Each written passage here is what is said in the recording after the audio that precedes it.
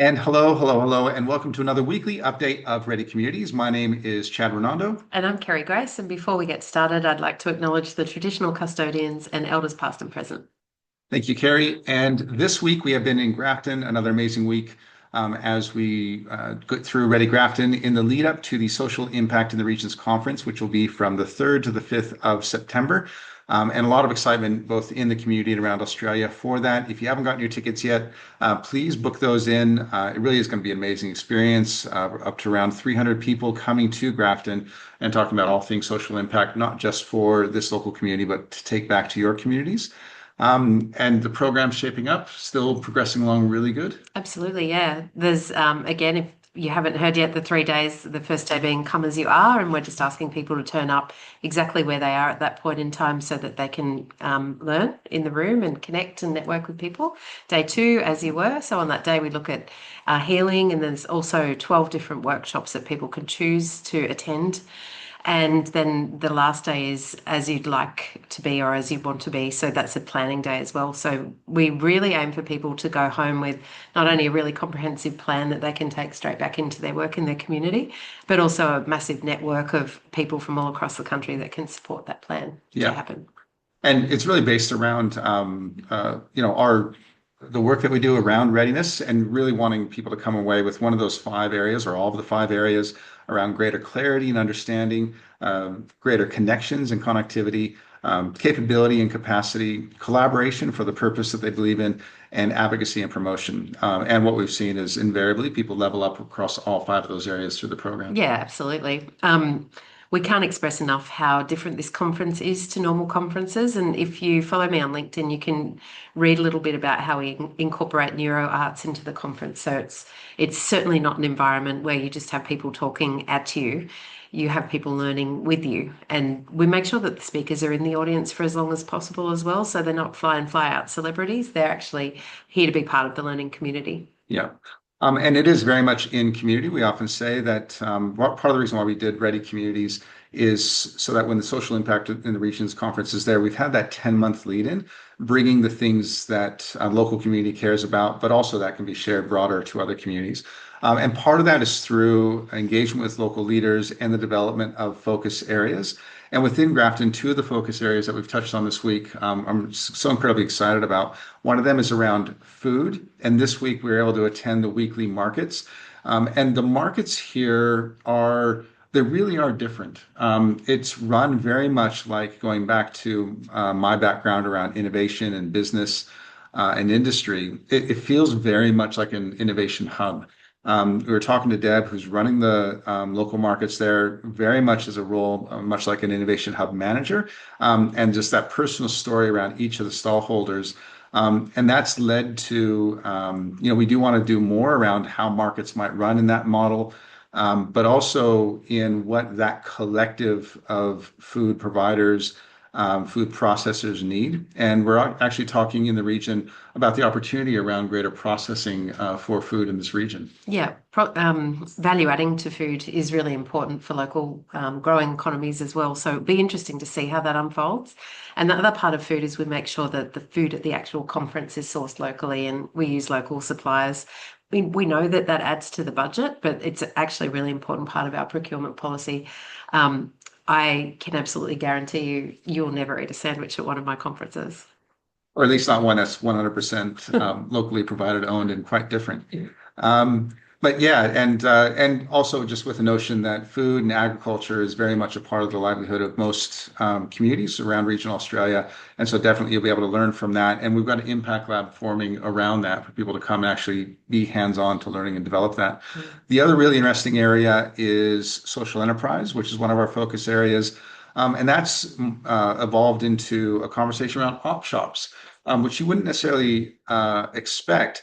But we were able to tour one of the op shops that's a national award-winning op shop here in South Grafton.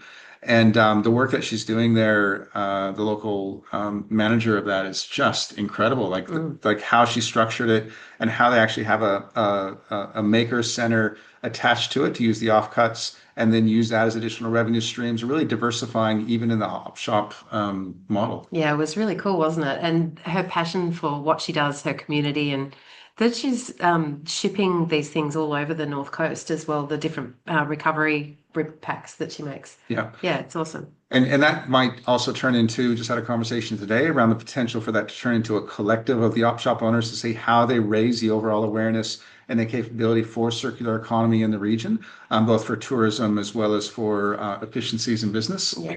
So yeah, it's really excited I there. think it speaks to the diversity of people that we meet too, because we have boots on the ground and we're here and we have time to walk the blocks and have the conversations. Something I was excited about this week is we've engaged one of the volunteers for Jacaranda Festival to do our decorations for social impact in the region's gala dinner, and the theme, as you may recall, is superheroes. But Beck was able to text me to tell me that the local cinema was selling out of posters. So now we have these amazing, huge posters that just will add to the theme incredibly. But being able to have a chat with the manager of the theatre about what we were doing, it also just adds to I think, the richness and the depth of the work that we're doing in the community, because we're really here and we're really understanding what people are doing. Yeah, yeah, and I think I have my superhero costume picked out. If you are preparing to come, please have a think about what superhero power might represent you and what that might look like. It's going to be a pretty incredible dinner. Um, Lots of lycra. Grafton will be sold out of lycra. yeah, I'm not committing to Lycra, but I do have my outfit. I don't think I'll subject people to that. That's okay. That's okay. Lycra is permitted. And part of the other thing that we're doing is not just the outcomes, which you mentioned before, as far as the five outcomes, but we are also looking at the long-term impact. Quite often people say, what are you actually achieving? And it can be a bit difficult because our premise around this is the notion that supporting those enabling conditions will produce the impacts in the region, rather than us coming in saying we want to create jobs or economic diversification. And then as soon as we stop focusing as external providers, those might stop. Whereas if we build the enabling conditions, those will be produced. But I will say, even in those two areas we mentioned before of food and social enterprise and the op shops, there is a direct line of sight if those enabling conditions come through of having economic, infrastructure, institutional, environment, social, individual impacts for that greater resilience. Yeah, it's so true. Well, I mean, the way that we're conditioning communities to do things is very transactional, and rightly so. Often things or problems are solved via the public purse, so we do need to have some kind of accountability around it.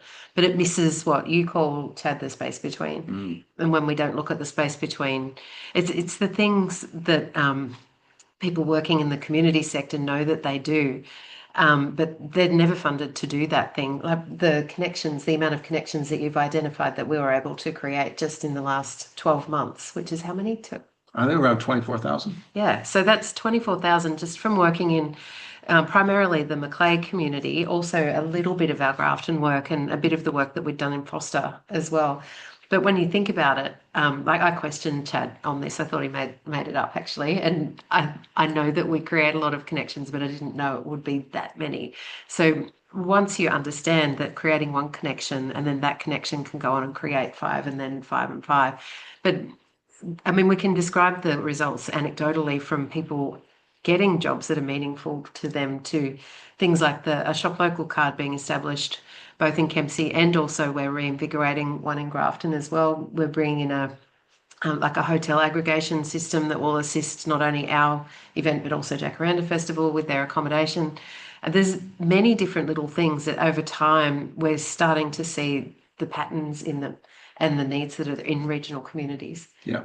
And it's something that you were talking about earlier today, Kerry, in terms of this balance between what we bring, because obviously we have external connections, we can see things that might be an opportunity, but also what's community led. Yeah. And really just creating the space for the community to hum a few bars and then collectively see if that might turn into a song.